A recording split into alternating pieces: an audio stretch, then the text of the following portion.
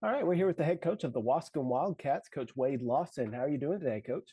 Hey, doing well. How about yourself? I'm doing well, can't complain. Let's talk a little bit about last season. You're coming over from Joaquin, so this is going to be your first year at Waskom. So just talk to me a little bit about the journey from Joaquin to Waskom.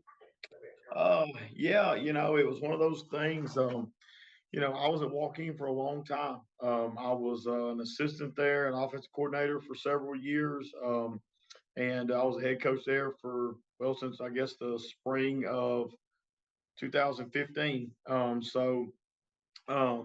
been there a long time. It was home for me. I'm from there. I worked off, and then I came back. Um, but there was I just kept getting a little bit of a feeling that it was time for a change, I've told everybody it's funny how the good Lord can just start pushing you in a direction whether you're ready or not, and this job come up and come open and I've always thought this is one of the best small school jobs in my opinion. It's the best small school job in East Texas. Just from the body of work that have been put in here over a decade, the facilities. It's a great town, great community, and one thing led to another, and here I am. So Well, it sounds like you're happy to be there, and like you said, once you're kind of called to go that direction, it's really not up to you at that point. right, it's exactly. But let's talk about the last year for Waskom. They went 3-7, 2-4 in district play. Have you watched any film from last season, or what do you know about last year's team? Yeah, I did. I told our kids and I told all of our coaches. I did my homework before I come. Before I came to take the test. What I saw was really two things stood out to me. Um, one, I saw they were in a lot of close football games that I felt like could could have easily been a 7-3 team. They ended up going 3-7. And I really think that a lot of that had to do with there was a lot of injuries up front.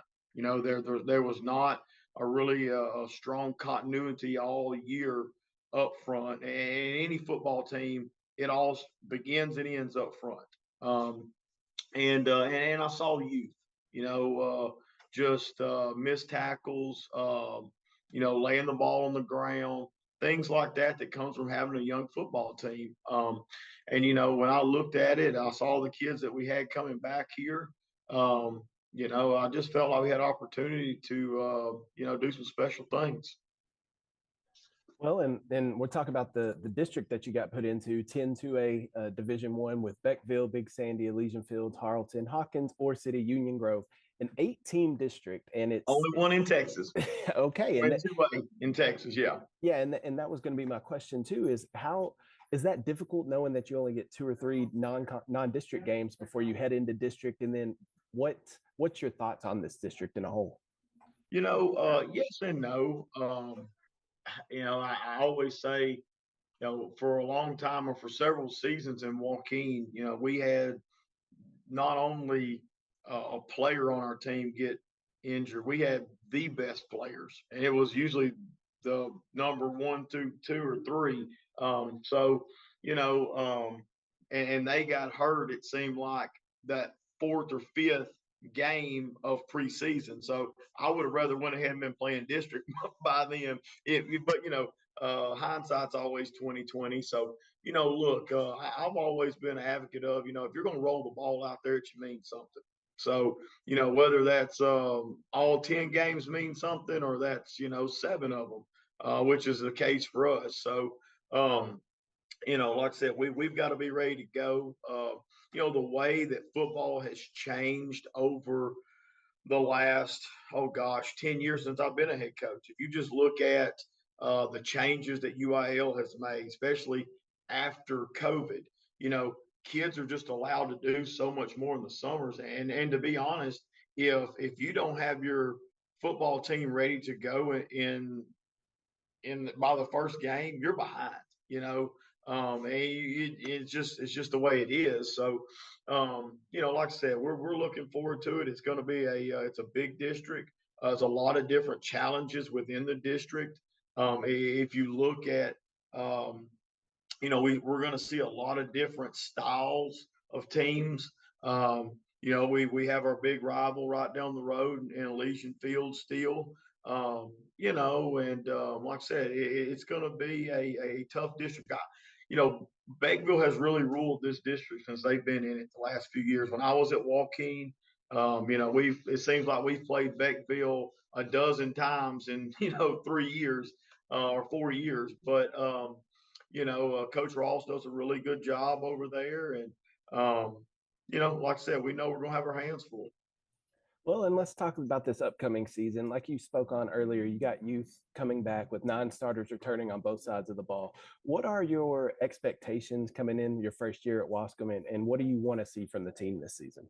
Well, I told our kids the very first day that I met them, I asked them a question of what the most precious commodity in the world was, and of course, we had several different answers of, gold, diamonds, this, that. And I told them, I said, no, the most precious commodity is time. I said, because that's something that no matter how much money you have, how much, means you have, we're only given so much time. And, like I told our seniors, I said, you only have a set amount of time left that you will have the opportunity to play football and be a kid. I said, so I'm not going to waste your time. We're not rebuilding anything.